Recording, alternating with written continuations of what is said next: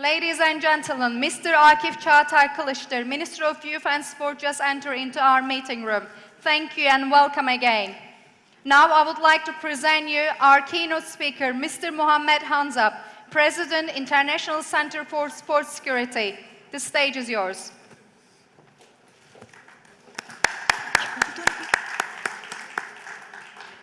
Thank you very much. Assalamu alaikum. Good morning or good afternoon, everybody, Your Excellencies, distinguished delegates, ladies and gentlemen. I am very delighted to have the opportunity to speak today on the topic of sports economy and youth growing with sports. Since I have been always convinced that sport is a unique and powerful agent of change in society and economy. Let me give you one figure. 25% of tourism industry in Spain is generated by sport. And one example, the Museum of Barcelona Football Club is the second most visited museum in Spain after El Prado. I feel this can give you a flavor on how sports sector can contribute to the economic growth of a country and employment opportunities. Unfortunately, not every country in the world has available data and instrument to assess the impact of sport in the national economy. Can you believe that? We are in 2015 and no country has a real data of the impact of sport at economic level. Current ways used to demonstrate return on investment are not sufficient to reassure public opinion that investment in sport are worthwhile.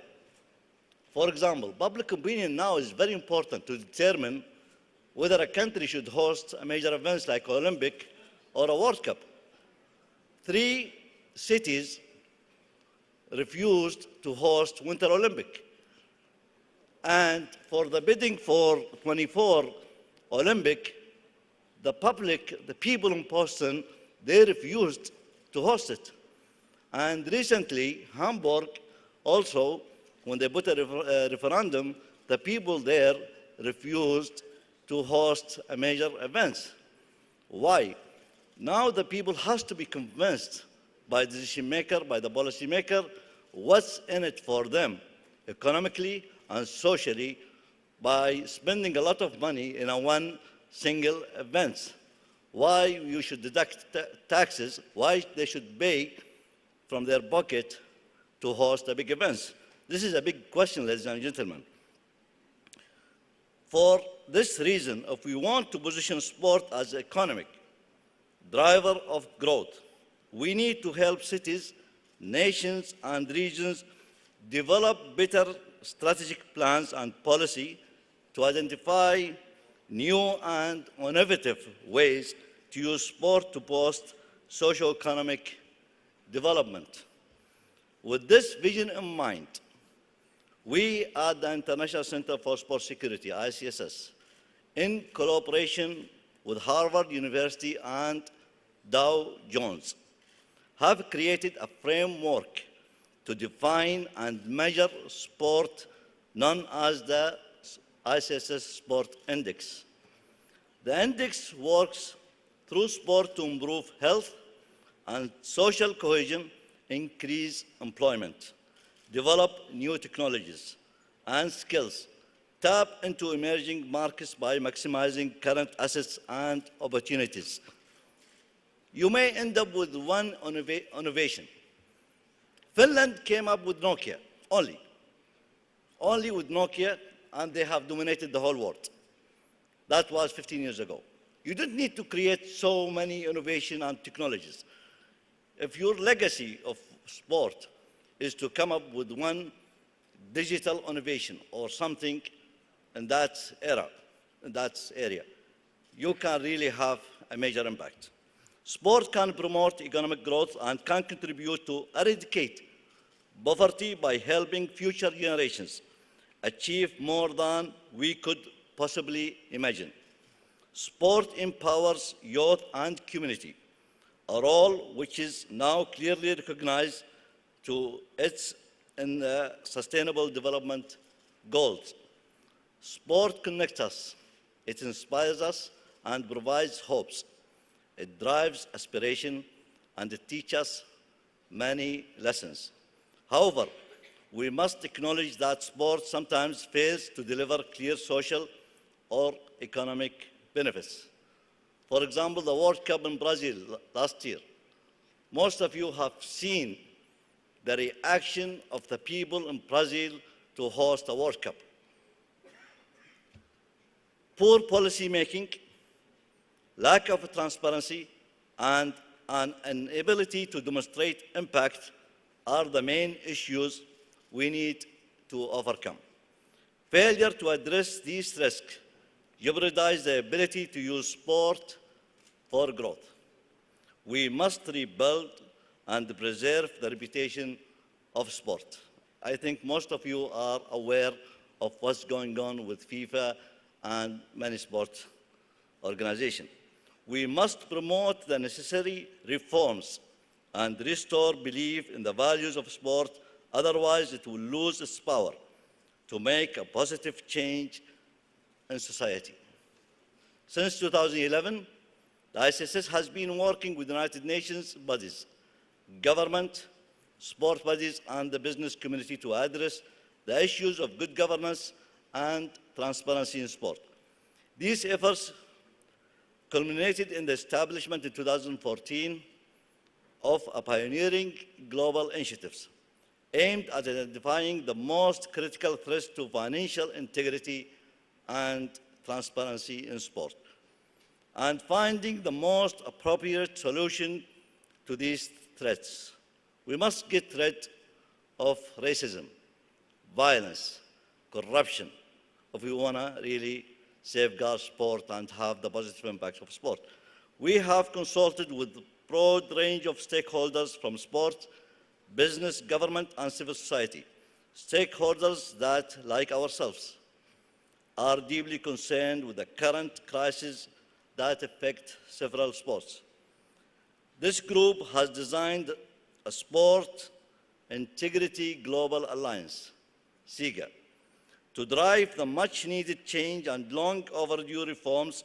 I do hope you can join us in this effort. Your encouragement and support are needed. It's only through cooperation that we will be able to make a new era for global governance and integrity in sport.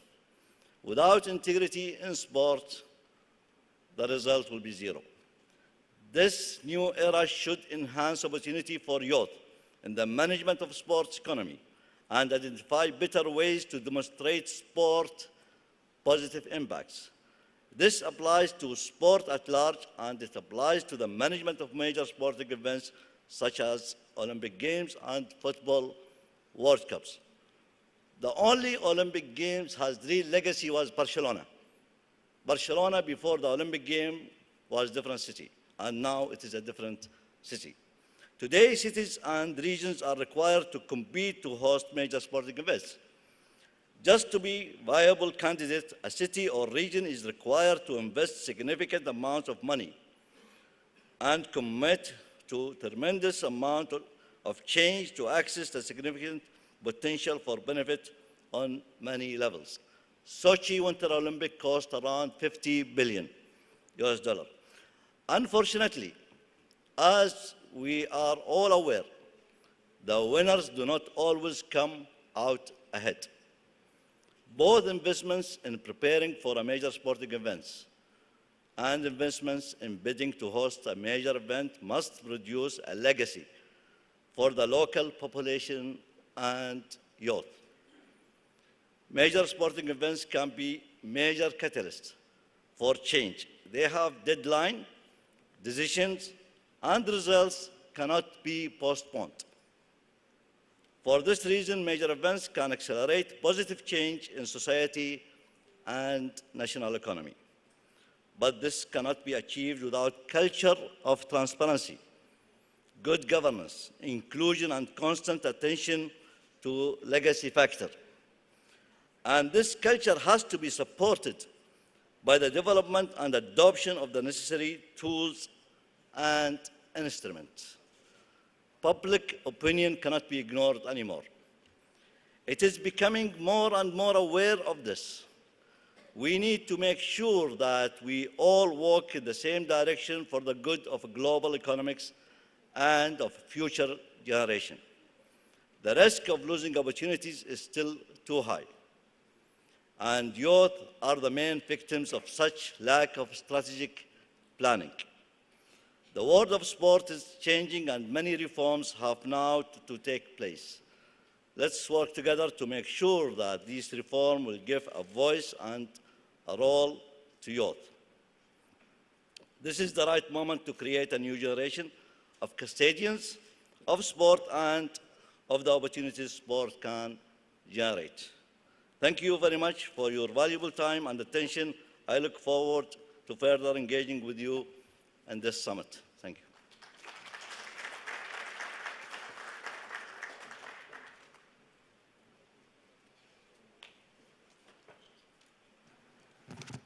Thank you very much to Mr. Mohammed Hamza, President, International Center for Sports Security. May I now please kindly invite His Excellency, Mr. Akif Çağatay Kılıç, Minister of Youth and Sports, for his honor speech.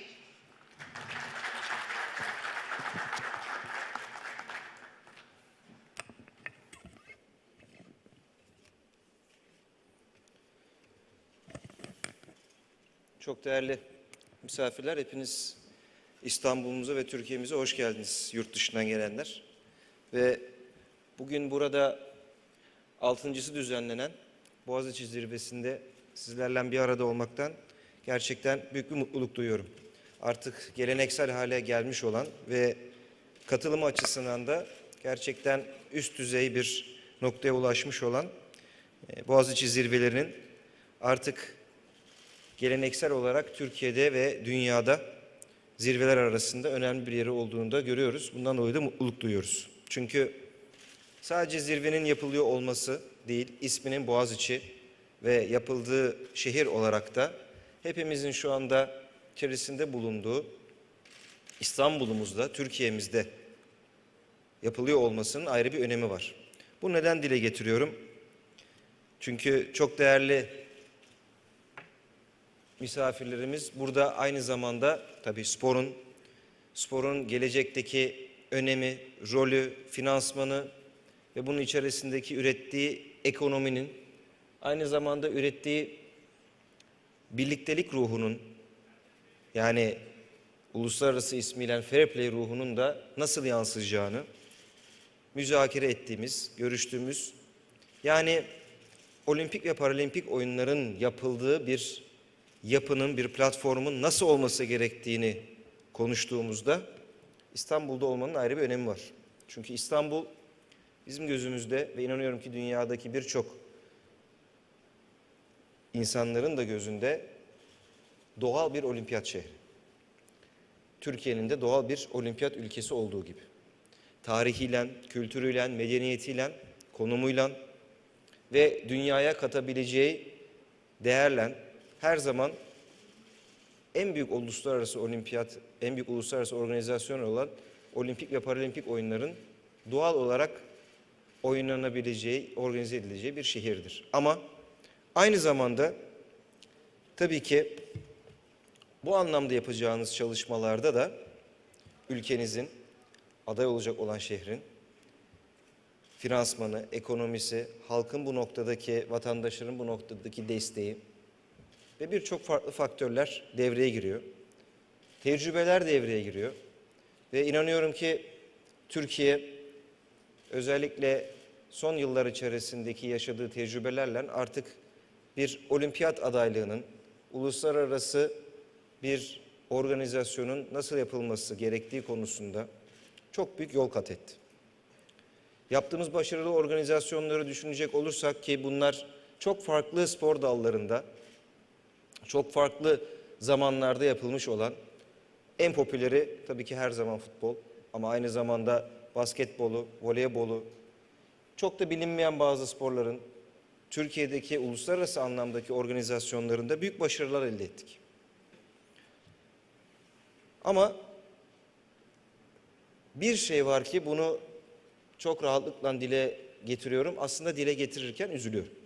Ama dile getirmem gerekiyor. Çünkü eğer bunu konuşmazsak, Türkiye olarak biz bunun daha iyi gitmesi için çaba sarf etmezsek başarılı olamayız. O da şudur: uluslararası sportif müsabakalarda elde etmiş olduğumuz başarılar, Türkiye'nin elde etmesi gereken başarılar değil. Daha fazla, daha farklı noktalarda başarılar elde etmemiz gerekiyor. Bu bizim kendi öz eleştirimiz. Ve bu noktada yapacağımız değişiklikler, çalışmalarla bütün spor dünyası içerisinde elde edilmiş olan tecrübelerin de bir araya getirildiği ve fikirlerin tartışıldığı ortamlardan, fikirlerin müzakere edildiği toplantılardan ümit ediyorum ki önümüzdeki yıllar içerisinde daha büyük başarıların elde edilebileceği yolların, sistemlerin, çalışmaların, yeri geldiği zaman desteklerin ortaya konmasının yol haritasını inşallah en kısa süre içerisinde ortaya koyacağız. Çünkü biz çok şanslı bir ülkeyiz. Bizim ülke olarak şöyle bir şansımız var. Bizim Cumhurbaşkanımız gerçekten sportmen bir insan. Sporun içerisinden gelen, sporu çok iyi bilen bir siyasetçi, bir cumhurbaşkanı. Başbakanımız gençlerin ve sporun çok yakın takipçisi. Akademiyadan geliyor olmasının da belki en önemli getirdiği özelliklerden gençlerle sürekli bir iletişim halinde olmakta. Ve tabii ki bu anlamda yaptığımız çalışmaların gerçekten en üst noktada desteklendiğini görmek bizi hem daha büyük sorumluluk altına koyuyor hem de şevklendiriyor. Niye bunları söylüyorum? Çünkü eğer uluslararası anlamda sporda başarılı olmak istiyorsanız, ortaya koyduğunuz çalışmaların içerisinde, işte biraz evvel de burada dile getirildi, birlikte çalışacak olan kurulların en iyi şekilde beraber olması gerekir, desteklenmesi gerekir. Bugün dünyada bir uluslararası organizasyonu kullanılan tabir almaktır. Almak istiyorsanız ülkenize birçoğunda mutlaka başvurunun içerisinde devletin, hükümetin bir garantisi isteniyor. Yani bu yapılacak olan uluslararası organizasyonun eğer bir aksaklık olması durumunda devlet tarafından da desteklenmesi konusunda bir taahhüt isteniyor. İşte bu noktada bizim ortaya koyabileceğimiz ve koyduğumuz çalışmalar bizim ülke olarak çok farklı noktalara gelmemizi sağlayabiliyor. Ama artık çok da seçici davranıyoruz. İşte biraz evvel dile getirildi. Dünya kupaları farklı branşlarda, olimpiyatlar ve bunların farklı farklı dallardaki uluslararası en üst seviyedeki müsabakaları, olimpiyatla alakalı olarak kota müsabakalarının Türkiye'de yapılması, bununla alakalı olan çalışmalarda çok ciddi ilerlemeler kat ettik. Ümit ediyoruz ki şu yakın zaman içerisinde Türkiye'deki bir basketbol ile ilgili olarak olimpiyat elemelerinde Türkiye'de yapılması konusunda bir girişimimiz var. İnşallah onda da başarılı olacağız diye ümit ediyoruz. Ve tabii her zaman herkesin konuştuğu, dile getirdiği ama belki bazen yeteri kadar hatırlanmayan, daha doğrusu gündemde tutulmayan bir konu. Evet, spordaki başarının en görünen yüzü kürsüye çıkan, altın madalya alan, gümüş madalya alan, bronz madalya alan sporcular. Ve bu tabii ki kendileri açısından, ülkeleri açısından, ortaya koymuş oldukları çaba açısından en önemli gösterge.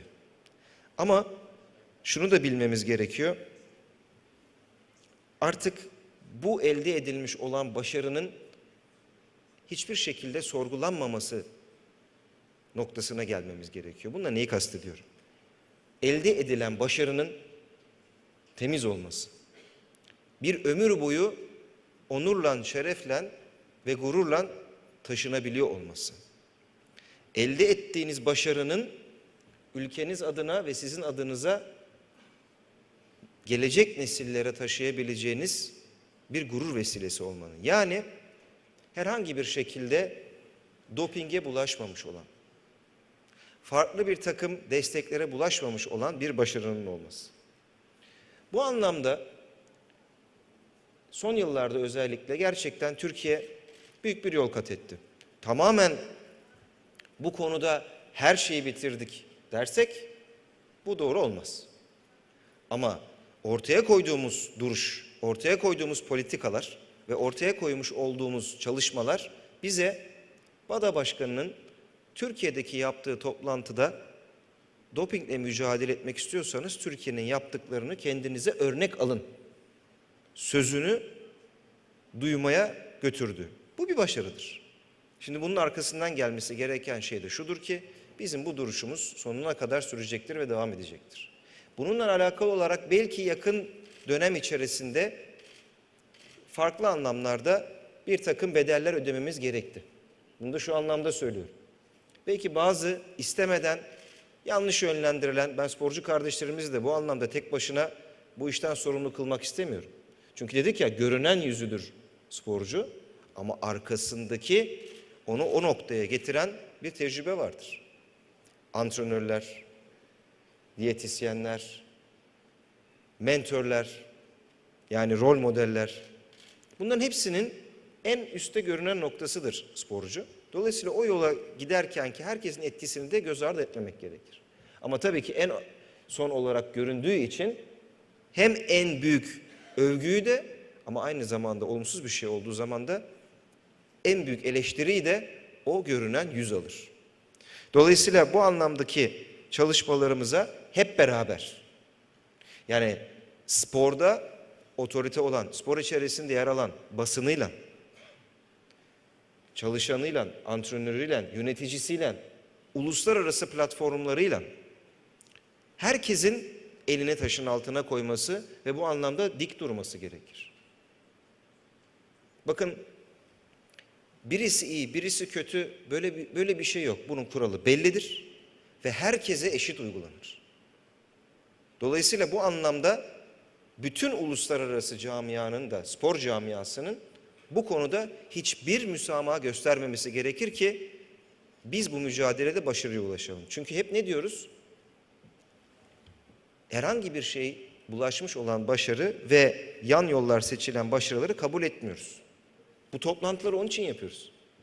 Çünkü sadece fiziki anlamdaki bir yanlışın içerisinde olarak sporu etkilemek değil söz konusu olan, aynı zamanda maddi anlamda da, yani yasa dışı bahis olarak tabir ettiğimiz, uluslararası tabiriyle match fixing denen, yani müsabakaların sonunun baştan belli olması, kimilerinin bu anlamda bir maddi karşılık alarak kendi takımlarını ve mücadelelerini olumsuz anlamda etkilemeleri, yani sahtekarlık yapmaları. Adını koyalım. Kelimelerin etrafından hiç dolanmaya gerek yok. Bu bir sahtekarlıktır. Bu sahtekarlığı yapanların da herkesin önünde, kanun önünde ve aynı zamanda o spor camiasında alın teri döken, çalışan, çabalayan sporcuların önünde hesap vermesi gerekir. Ve şunu da unutmayalım. Bu uluslararası bir olumsuzluk ve şebeke halinde cereyan eden, yasa dışı bahis diye adlandırılan bu olgu aynı zamanda hayatlarımızı da etkiliyor.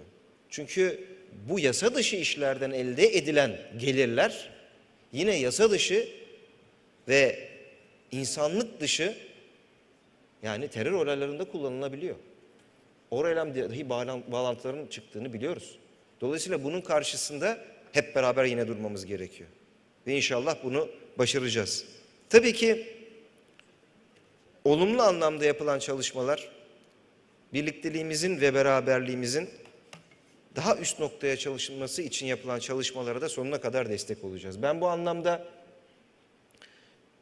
bu tip çalışmalar içerisinde olan tüm kuruluşların birlik ve beraberlik içerisinde desteklenmesi gerektiğini düşünüyorum. Ama aynı zamanda hesap sormamız gerekiyorsa da bu hesabı hep beraber sormamız gerektiğini düşünüyorum. Bunu yaparsak sporumuzdaki başarıyı hem finansal anlamda hem aynı zamanda da sporcularımızın desteklenmesi anlamında başarabiliriz. Çünkü şunu unutmayalım. genç bir kardeşimizin küçüklüğünden itibaren hayal kurduğu zaman ve hayallerini gerçekleştirmek için çalıştığı zaman en önemli hayallerinden mutlaka bir tanesinin içerisinde kendisine örnek aldığı başarılı bir sporcu vardır. Mutlaka. Tabii ki ailede annenin, babanın, ağabeylerin, ablaların önemi çok büyüktür. O aile yapısının içerisinde gençlerimizin, çocuklarımızın edinecekleri tecrübeler, bulacakları sevgi ortamı hiçbir şeyle kıyaslanmaz. Ama şunu da unutmayalım. Kendisine örnek olarak gördüğü ve seçtiği bir sporcunun hayatını takip eden, başarılarını takip eden, ben de böyle bir başarı elde edebileceğim diyen gençlerimizin ve evlatlarımızın sayısı da çok çok fazla. Onun için bunları hep beraber bu örnek olan kardeşlerimizi en iyi şekilde yetiştirmenin ve en iyi şekilde de onların gelecek nesillere tecrübe aktarmalarını ve örnek olmalarını hep beraber sağlamalıyız. Ben bu anlamda çaba sarf eden, çalışan herkesin gerçekten en üst seviyede desteklenmesi gerektiğini düşünüyorum. Tabii ki uluslararası spor camiası içerisinde son zamanlarda cereyan eden bazı olumsuzlukları da yakından takip ediyoruz. Ümit ediyoruz ki en kısa zaman içerisinde bunlar gündemden düşer, şu anlamda düşer.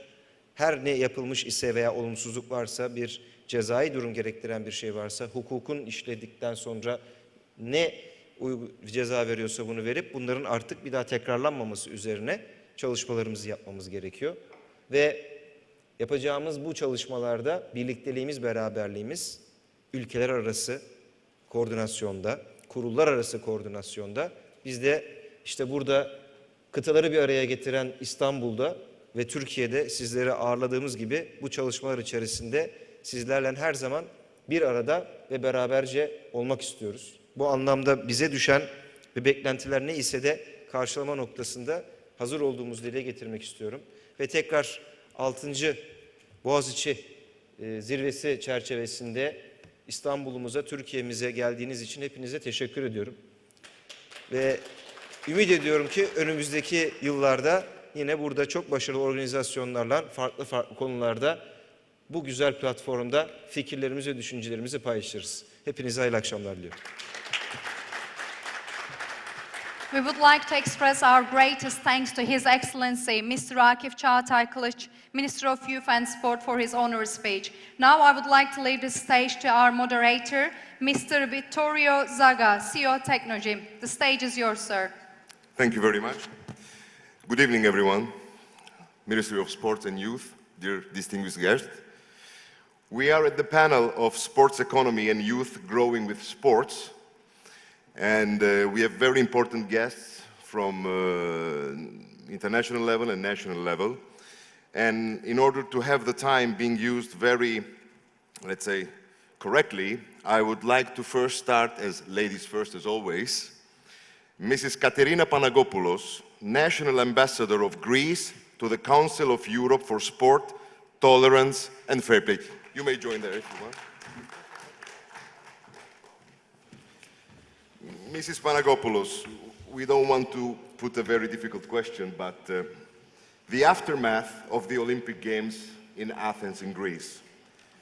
Did the Olympics had a positive result on the Greek youth in choosing as lifestyle to be more active in their daily life, as well as whether this has contributed into the Greek economy positively?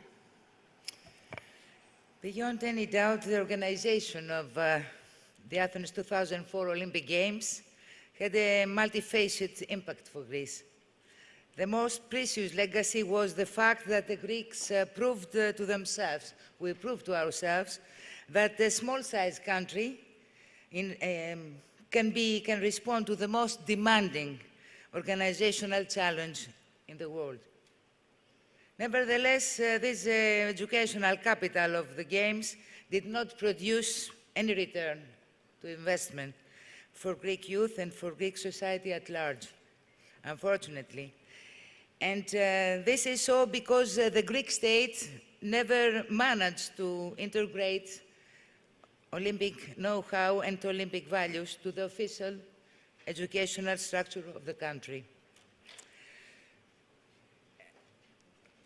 In order to be clear, this has nothing to do with the organization of the Games per se, or with the ambition of a small country like Greece to host the greatest event in the world. It has to do with the structural inability of the Greek state to produce return on the investment and to utilize this opportunity that could have relaunched the Greek economy, because the problem started exactly after the Olympic Games. We didn't take this advantage to invest in education, to invest in youth. It was marvelous, wonderful Olympic Games. We were very fond from every point of Greece. We spread the message of fair play. Personally, I worked before the Games, after the Games, and it was a wonderful climate in our country. It was a very good, the paradigm was very good because youth was very close to sports. Sports is education. It's an educational program which can make good citizens in the future, which we need in our societies. My advice could be that if a country, even the size is small, hosts the Olympic Games, has to look the day after and not during the Games. May I proceed to a few things I've prepared for you? The stage is totally yours. Okay, thank you very much. Σε Gingens League, the sport Bakané, Akif, Chagatai, Kulich.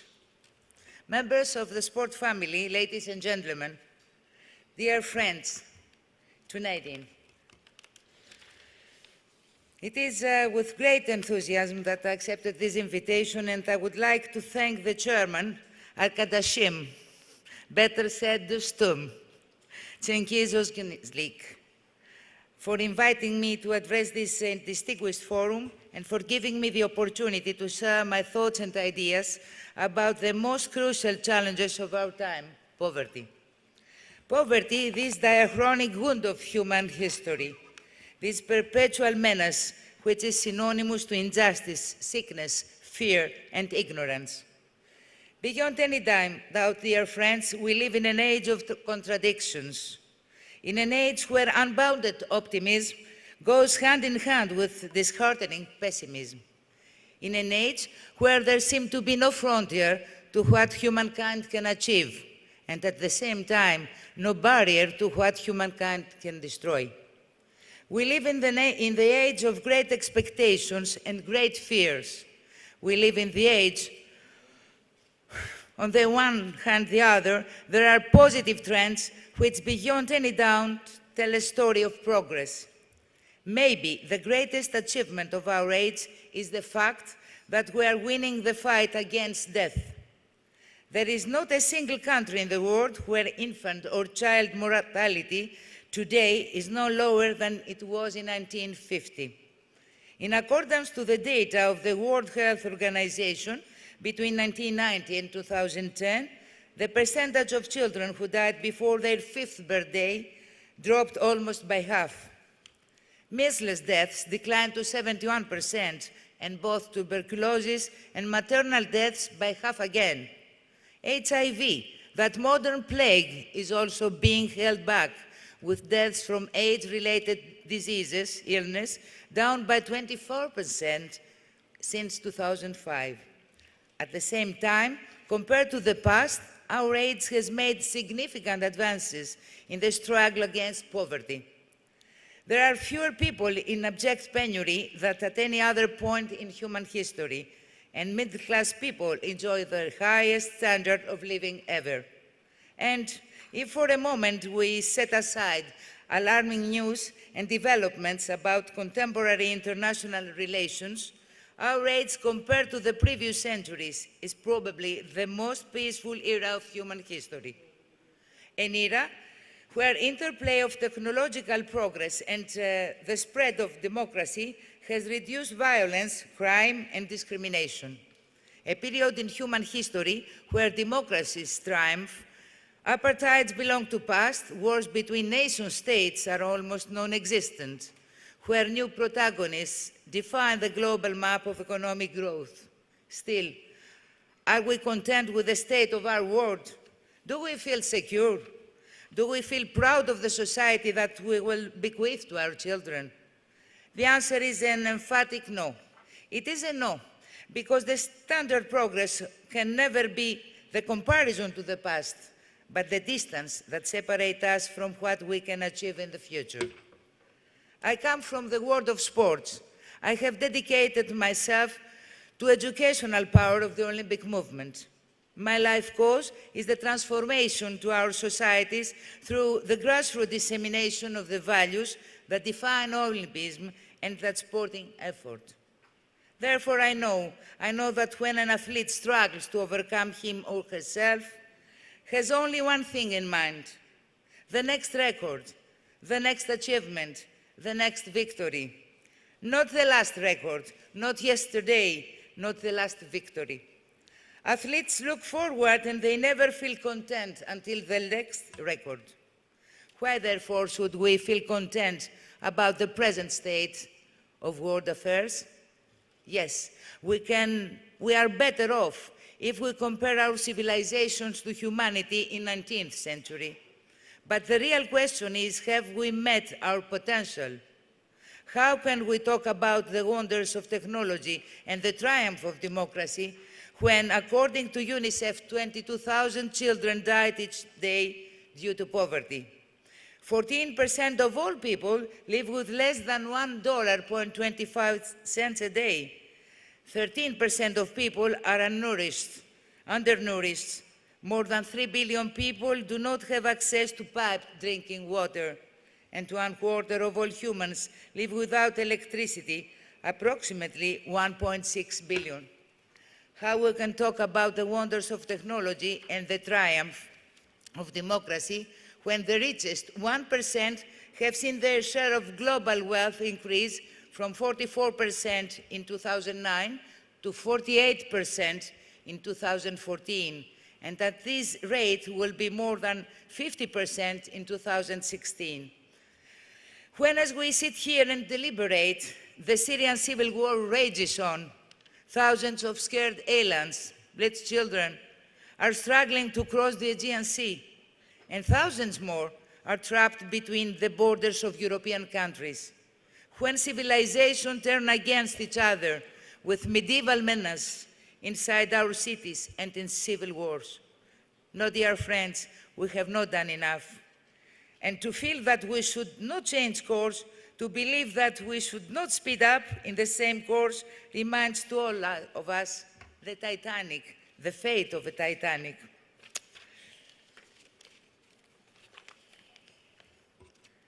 Meanwhile, I would like to talk about the one overconfidence in the wonders of technology led a historic crash. And I'm talking for Titanic. And I'm comparing the phenomenon of poverty with an iceberg. It was a disaster because the wonders of technology led to an historic crash. To a disaster because we couldn't see the iceberg, or because we see only the tip of the iceberg. And the tip of an iceberg is in our age is blind faith in success of the numbers. Blind faith in what technology and innovation can achieve. Blind faith in the formalism of our democracies. Blind faith and confidence in what function and not moral substance can achieve. Underneath the tip of the iceberg lies a world where injustice, conflict, unhappiness rule. A world where the one half envies the other one. A world where there is a dangerous interplay between environmental degradation, poverty, and migration. Where are more mobile phones than toilets in the world. Our children in so-called developed world increasingly turn their back on their real life, facing the specter of digital addiction. Depression is on the rise globally, with more than 350 million people suffering worldwide. In this world, it is about time to look at the grassroots reality, to face the grassroots reality, to struggle against the grassroots issues, to make those who live in the tip of the iceberg to understand that their collective and individual fate is directly linked to those who suffer in the base of the iceberg, to strive together so as to make policymakers and opinion leaders worldwide to see that we need a smarter decision-making system that looks beyond and the affluence of the numbers, to struggle so as to empower further the work of the international organizations and not governmental organizations, non-governmental, who fight against the root causes, poverty and injustice. Ladies and gentlemen, dear friends, one of the movements that have with consistent contributed to the cause of bringing our world closer is the international sport movement. The movement that is united by its adherence to the Olympic values. The movement that creates consciousness in a grassroots level. The system of values that disseminates in practice in our neighborhoods a culture of peace, understanding and achievement. I have seen with my own eyes, dear friends, what a new football or basketball small court can do for a remote, underprivileged community. I have seen communities reborn, women full of confidence and vision for their rights and place in the world, old adversaries becoming friends, projects uniting the private and the voluntary sector on the basis of sports initiatives. All these achievements through the deeply educative power of sports movement. All these breakthroughs because there is nothing more universal and all-embracing than the idea of noble competition. The idea that we should all have an equal right to Citius, Atius, Fortius, and why not, it's time to add in our times, and the Honestius. There is nothing more powerful than the idea of a team united in respective of color, creed, and faith that can make the difference. The idea that a sports completion can never be a zero-sum game between competitors, since the victor gains glory through the ability of his competitor. Dear friends, I'm by nature an optimist. My dedication to the Olympic movement has taught me that there is no limit to what humanity can achieve. That is why I propose sport and the values inherent to sport as the most efficient strategy to tackle poverty, injustice at a grassroots level. We live in an age where the human trip to Mars is closed. This trip is closed, but where is the faith? Where is the faith that in a few years' time we will be able to extend life expectancy till 120 years?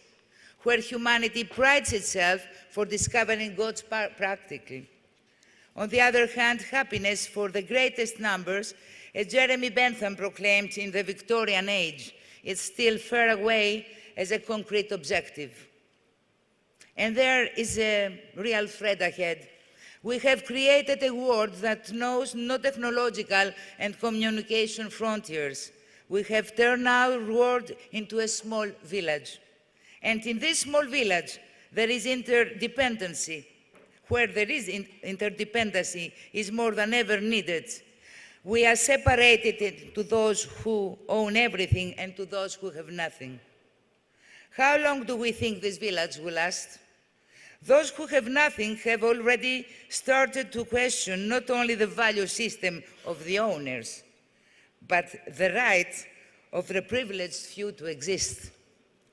Aristotle Onassis, a truly great Greek, used to say, "It is no problem to be poor in money. This can be solved. The true problem is to be poor in mind. This can never be solved." That is why, dear friends, we need fresh thinking, new ideas, when we try to address poverty and injustice. We need a revolution of values that will define the material progress of our civilization. We need more moral content and less procedural form. We need a universalization of education systems to accompany investments and support packages that seek to remedy poverty. We need sport and its values, not only as celebration as an entertainment, but as a part of daily life for individuals and communities alike. It's not enough to say that the Millennium Goals are the greatest movement against poverty in the course of human history. We need to reach the youth of the world, the consciousness of youth to this world, their minds and soul. And to this end, there is no greater messenger than Olympism. تشكر بني دي الجنيز تشكر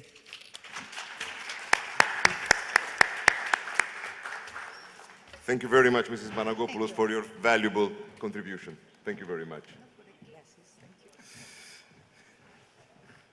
I would like to invite on stage Mr. Glenn Hoke, the technical director of Archive Introduction, accompanied with the question. A very successful career, starting as a volleyball player, ending as the trainer of the national team of Canada. A career that continued across Europe.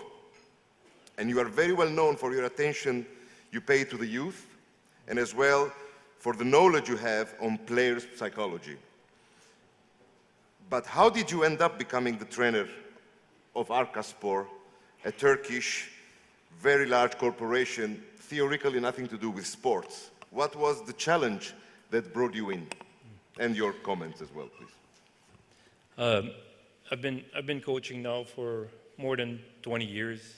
And at the time that I was approached by Arkas, they wanted change at the club. I will explain a little bit later how the club functions. And for me, it was just a new challenge. I was in Slovenia for 2 years before this, Paris before this. And I wanted to taste a new culture and have a new challenge. This is my 6th year with this club. This club is very special, as you will see, because it fits exactly in my philosophy as coach. When I was a young coach, someone told me coaching is the art of making someone better. Very simple. So I just had to build the tools to make someone better, make my team better, make my players better, make my kids better. And this is the philosophy that drives me, and this is the philosophy that drives Arkaspor. Ready to go? Then we would like to hear about the spirit and the reality behind that. What is the contribution to the economy? What is the contribution to the youth? Why corporations should look after it? Well, I think, you know, as sport has grown, I'm North American, obviously, so sport is a big part of the fueling the economy in Canada, but also it's what sport brings, not only as infrastructures, but it's also it supports a whole system of education. It supports a whole system such as music, such as art, which is all learning for kids. It's challenges that you have to face when you learn music, when you learn a new sport, and this builds characters in kids. So I think that and we know too well that educated people are very important to an economy. So for me, I see it as a global, as part of a global initiative, if you may, and it's very important. You may take over with your presentation, actually, if you want. So it's, To switch the... there should be the tool there. Yeah. All right. I will talk today. It will be very simple. It's basically about, I've had the chance to work with 2 different initiatives to build sports system. One was a national one that will show you in Canada, and the other one is a more local initiative, which is Arkaspor. The presentation won't be very long, it'll be short, but I hope that it can help you if you ever decide, you as policymaker, decide to invest in sport. As you can see, this is our kids, the future of our world. I see potential there, and I think it's really important what we do at that age if we want them to contribute, be a very high have a high contribution to our societies. So a few years, about in 2004, I was part of a group of panel that was nationwide in Canada. And the government wanted to start a strategy for sport that would be sustainable and that would help grow not only athletes, but also have kids being active from the start until retirement and until later in their life, so that they would have, maybe we would create athletes that would be at Olympic levels and contribute to the glory of the nation if you want. But I think what was more important for me is that you give them the means to be able to conduct a lifetime that's healthy and creates the global wellness. So as we started doing this, we as a group had a big brainstorming session nationwide, and we came up with some ideas. Wrong button, sorry. So this policy was integrated in a wider national policy. So education, social tissue of Canada, and all the cultural programs are all integrated in this policy. They have to be, actually, because they're all integrated. A clear understanding of the benefits of the venture by all stakeholders. What I mean by this is that if you don't believe that sport is good for your nation, then it's difficult to convince people to go through this process and to adhere to this type of program. And when I say stakeholders, I talk about government, businesses, institutions, clubs, coaches, teachers. Everyone has to be involved and convinced that this is going to work. The success of the program is related to concerted effort between national, regional, local governments, institutions, and organizations, including clubs. So it is a big policy. It's been implemented now for 10 years. We've measured some of it. Some of it has worked. We still have a lot of work to do. But it has to touch all aspects of life if we do want this to reach the objective of having people that are more healthy and more productive. These are the name of the program is Canadian Sports for Life, so it's pretty well self-explanatory. And this was based by core values. Here are the values. So this is the code. CS4L means Canadian Sports for Life. Believe in one vision for Canada, building, linking the strength of organization and institution at the national, provincial, and local level. Canadian Sports for Life believes physical literacy is the basis of lifelong participation and excellence in sport and physical activity. Now, physical literacy is what I do with my kids at ACAS, is we teach them means to become better athletes, obviously, but also they might know that if they don't move on to become elite athletes, then they can move on to become coaches or just enjoy recreational volleyball or other activities in the future and be healthier citizens. Canadian Sports for Life believes every child is an athlete, therefore is genetically predisposed to be active in their environment and encourages participation. It's the same as what we were talking when I heard the conference earlier about refugees and kids not getting schooled. It's the same way that these potentials will not be stimulated. This is the same. They're all genetically predisposed to be future engineers, teachers, sportsmen. But if we can't stimulate that, then we lose them. Canadian Sports for Life is participant athlete centered. These are people that we're taking care of. Appreciating the interdependence of home. Home is parenting. So we need to teach, and we do it at ACAS, we need to teach parenting about diet, about importance of physical activity if we want it to reach the kids. Organized sport, community, recreational, school sport, physical education for quality programs. Canadian Sport for Life values inclusiveness of all, regardless of gender, geography, race, intellectual and physical disability or ability. The whole program that you saw is also designed for handicapped people, both mentally and physically handicapped. We try to get all Canadians to be active in their way. Canadian Sports for Life is of the belief that quality sport and physical activity combines proper lifestyle, results in better health, disease prevention. We have a big crisis of obesity in North America, and it's directly related to diabetes, for example. So we need to curb it, we need to educate people to eat better and be more physically active. Learning, enjoyment, social interaction, and thus improving wellness. This is an ongoing program. It's not easy. There is poverty in Canada. There is problems with obesity in Canada, and we try to tackle these through these policies. When I first came to ACAS, that was the first club where I saw there was a mission statement given by Mr. Akas. And the mission said to make a contribution to the development of Turkish sport and to help raise up next generations of healthy sports enthusiasts. Enthusiasm is a strong word. People that will be good example for society. Operating with this goal in mind, our club's goal is to build a strong base of players by discovering young talent in Izmir and in Turkey, train players so that they can play for Turkish national team at the highest level and revive the love of sport, which has begun to decline. Mr. Lucien Akas.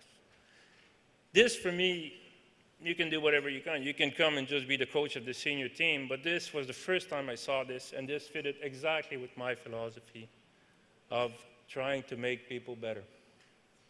This is our structure. I'll talk a little bit more about this. So the purpose was because we believe that each child has potential to be a strong contributor to their social environment. This is not me, this is from Mr. Akas. Because we believe that sport and physical activity can be a catalyst to youth development. That's with education, with learning art. It's just the process of learning itself is challenging and sport is helpful. Method and actions.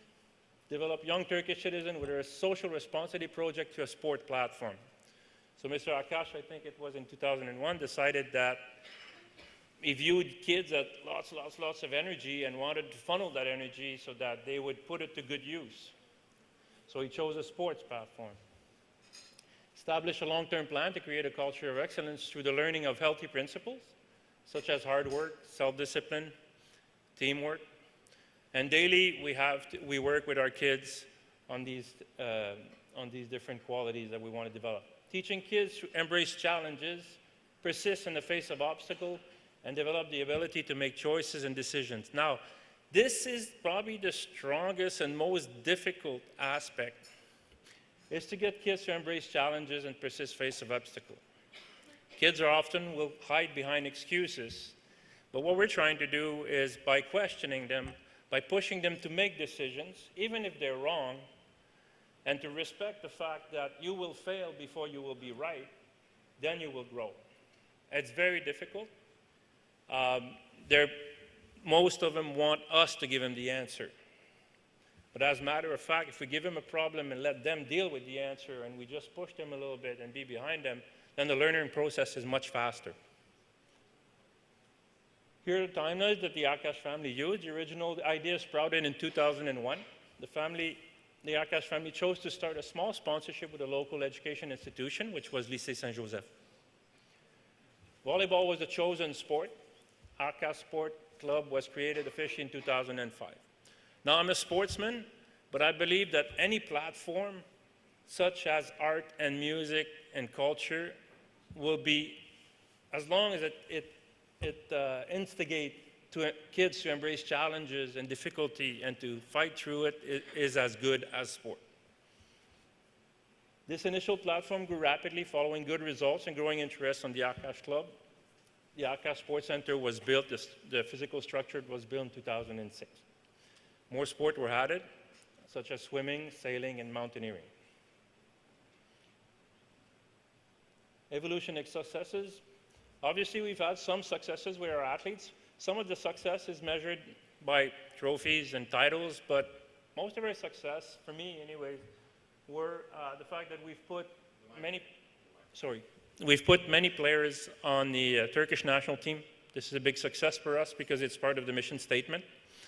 And also the fact that now with Akash, after 10 years of existence of the club, more than 50% of our players were born in Akash, bred in Akash, and are playing on our senior team. And there's more to come. And this is, I think, Akash Sports should be very proud of this. Up to 700 kids are part of our sports school. We have a problem now, we don't have enough room, so we're trying to have some we're having expanding with the help of local schools to use their sports facility to promote even more and have more kids playing. We don't want to leave any kids behind that wants to play volleyball. So. We also have a sailing team this year that that had multiple wins in Turkish, but that conquered the Rolex Middle Sea race this year. It was a big success for the club. And creation of videos and written educational document for our coaches and athletes. Now, what we did here is we wanted our coaches to have certain principles that we wanted them to transmit to our athletes. And also the video was mainly for parents. Because parents all come on Sundays to watch their kids, we wanted to inform them about what the kids were doing, some stuff on diet, why they were doing fitness, and so on, so that maybe we can have an influence on them, but also they know a little bit more about what the life at Akash is and what physical activity is and how beneficial it is to their kids. And we have done continuing structural physical change at Akash Sport to improve the user experience. Our clients are our kids, and we've made many improvements in structural way to Akash Sport to make sure that we can improve the teaching process, that they are in good conditions, secure conditions to continue and enjoy sport. Thank you. Thank you very much for your contribution. Very well. Mr. Massimiliano Montanari, Executive Director, Save the Dream. If you would like, we may continue the panel from your seat. Very comfortable, okay. So, Mr. Montanari, you are today representing a global initiative called Save the Dream, which works closely with several international organizations such as UNESCO and UNICEF. Can you kindly tell us more about it? What is the dream that you are willing to save? Thank you very much, Mr. Chairman, for the question. Maybe allow me just to say how we started this initiative. It has been established almost 4 years ago by the ICSS, that is represented by my president today at the highest level, Mohamed Ansab. Some years ago, I mean, when with the ICSS, we were working on programs and measures to combat match fixing. So we wanted to put an end, actually, to corruption in sport. So we start thinking and we say, what is the worst thing that can happen because of match fixing? So we say the worst thing is not actually the damage to the sport industry, because at the end of the day, sport federation or clubs, they have the means, to protect themselves, so they can find ways. But there is a category, and we were thinking about children, they cannot protect themselves. So what will happen if kids and children will start thinking that the sport is a fiction, sport is dirty? So they might start thinking, okay, this is dirty, this is fiction, I will stop playing, I will not just go for sport, So we were really afraid that we could lose, because of this, like a very powerful, important instrument for socioeconomic development, so namely sport. And then we started looking at other threats in the world of sports, such as abuses. We had a lot of cases, for example, in the US, abuses from coaches, cases of human trafficking and trafficking in children, through sport by fake agents. So a lot of, let's say, misconducts happening around sport that we wanted to prevent and to fight against. But then we said, okay, when also learning from sport, when you go on the pitch, when you go on a playing area, and you want to play a match, you don't limit yourself to think about not to lose, You don't just want to protect or defend yourself. You want to win a match. So if I may, let's say, borrow for a moment a definition that has been given in the panel before us. So we also developed Save the Dream as a program of humanitarian education. So as a learning and building on the values of sport, we thought that there was an opportunity for us to enrich the quality of education at the global level. Because when you talk about sport, you talk about values such as respect, teamwork, team spirit, friendship, orientation to results. So we thought it was a way, also an instrument to empower youth and communities in need through the values of sport, but also to provide a different type of education in terms of quality and values to any young person all around the world. Because we were talking before in the previous session about humanitarian crisis, emergencies and refugees, but you will not change the life of a child in need, of a child in Africa or in Asia or in any, let's say, disadvantaged community if you don't change the set of values in children and youth in the US, in Turkey, in Italy, in Germany, because these are the countries at the end of the day are making the decision which have an impact on the life of other kids and young people all around the world. So this is how the program has developed. So the dream we want to actually to save, that was your question, we are not going for a definition of dreams. Every child has his own dream. Maybe some kids want to become a champion, some kids want to become a doctor. So what we want to do is to give them an opportunity, building on the values of sport, to fight, you know, and to have an opportunity to fight for his own dreams and putting them in the position to achieve them if they will have then the possibility and the capacities to do so. And how sport can contribute to youth skills development and employment, and let's say, as Save the Dream, what are you doing concretely in this direction?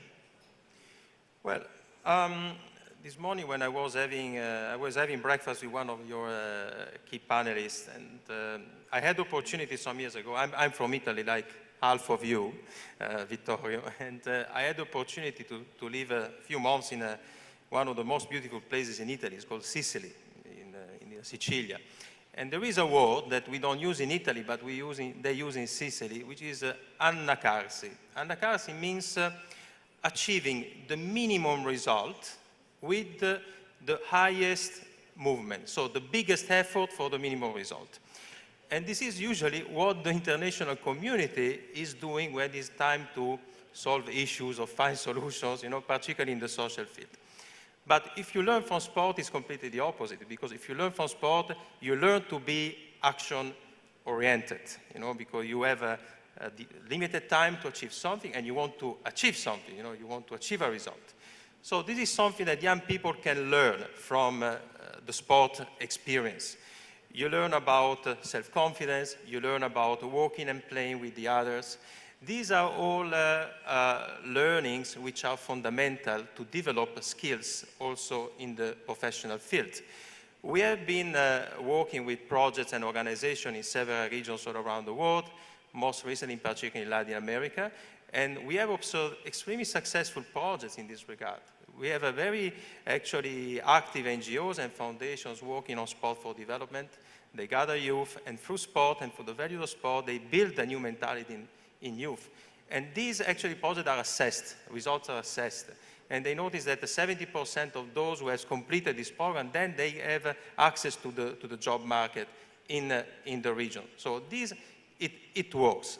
On our side, we also have projects. Recently, we have started a program that has been funded generously by the European Commission about youth mobility through sport in the Mediterranean basin.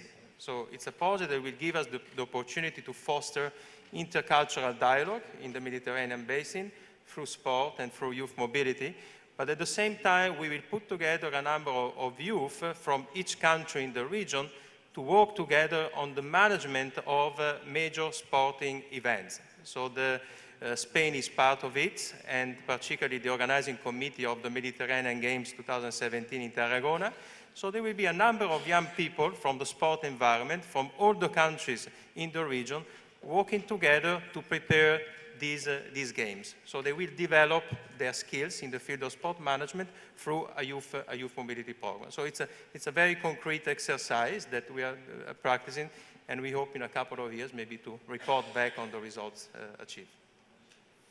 Thank you very much for your contribution, and all the best of luck in this great initiative. Thank you. Thank you. Thank you very much. Now I switch in Turkish, being a bilingual. Sayın Barış Çunguroğlu, son konuşmacımız. Sayın Bakanımızı uğurlamadan önce sizin de fikirlerinize yer verelim. Sizin bir eğitim akademiniz var. Aynı zamanda Türkiye'de The Wellness Institute'unda danışma kurulundasınız. Sizin 20 yılı aşkın olan spor kariyerinizde neden böyle bir girişime ihtiyaç duydunuz? Türkiye'de devletin dışında eğitim veren kurumların bu konudaki katkısı nedir? Spor ekonomisine katkısı nedir? Ve hemen ikinci soruyu da hızlıca sorayım ki direkt olarak iki cevabı birleştirmek istersiniz. Spor ekonomisine yatırım yapan firmaların ve markaların yaratmış oldukları istihdam Türkiye ekonomisine ne tür bir fayda sağlamaktadır? Öncelikle çok teşekkür ederim. Sayın Bakanımla aynı yerde oturmak benim için onur verici.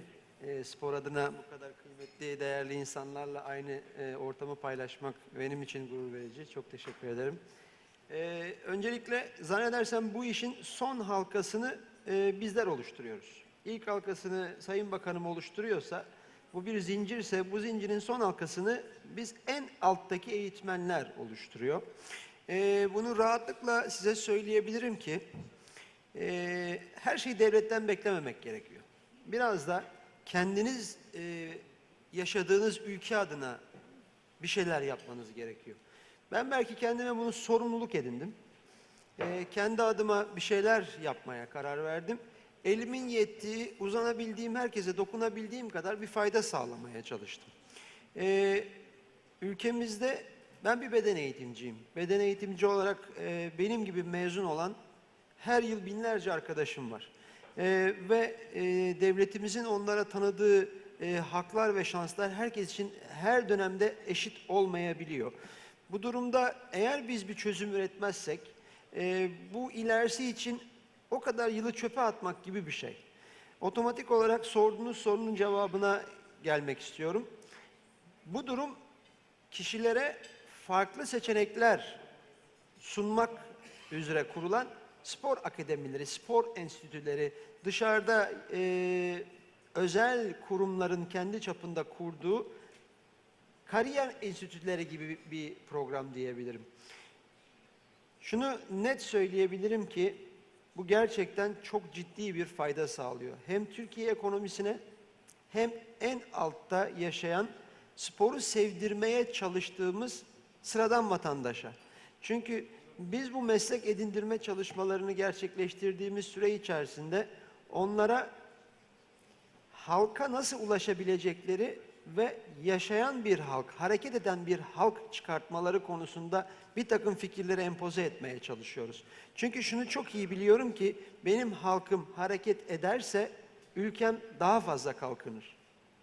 Bu bilinçle hareket etmek bizim asıl felsefemiz.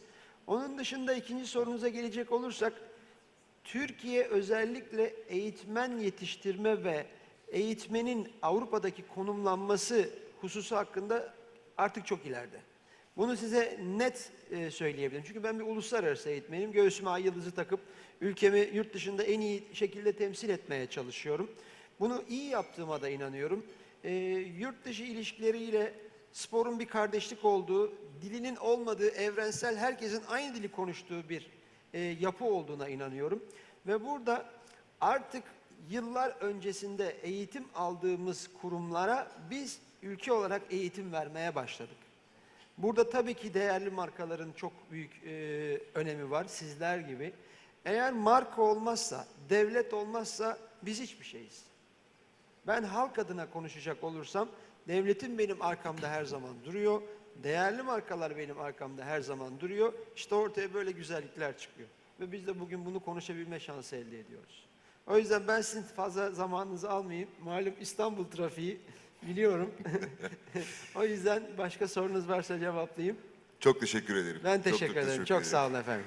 So, a very short closing speech from me. At first, thanking the Excellency, the Ministry of Youth and Sport. Thank you very, very much. Distinguished guests, thank you very much for your contribution. The company I represent, we as Technogym, the wellness company, we are aiming to encourage the whole world to move. We were born to move, while nowadays we are hardly walking 1 kilometer per day. We are more sedentary than ever. And the World Health Organization is urging the fact of diseases caused by a non-active sedentary lifestyle. Already at elementary grade, the children obesity is pronounced with incredibly high numbers. An incredible negative effect with every nation economy is the health problem. And it's growing rapidly, and the costs for the governments are pronounced with billions of dollars. The only way to prevent this is to have an active lifestyle and to promote wellness lifestyle. This may be one of the biggest and most important social responsibility action globally, and everyone has to contribute and get involved. Schools, physical education is less and less at the schools, but it's proved that active children are more creative, they're more social. Corporations must invest in corporate wellness programs. Healthy and active employees are more productive and more loyal to the company that takes care of their health status. Governments must encourage schools and corporations to invest in wellness and must facilitate these investments with incentives even maybe. Insurance companies, they must differentiate their customers between being active and inactive. Every single person that meets wellness lifestyle and gets aware of its benefits is an ambassador to spread and create awareness on wellness and to enable the growing youth to grow with this mentality. So healthy people is a healthy economy is a healthy nation. So that's why I invite you to use our global motto, which is, let's move for a better world. Thank you very much. Thank you, dear distinguished guest. Thank you.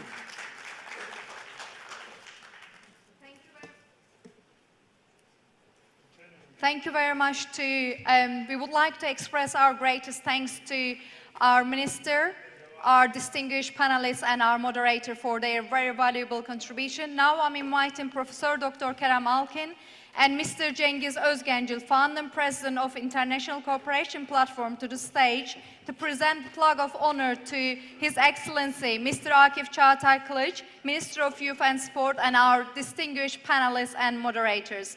Thank you.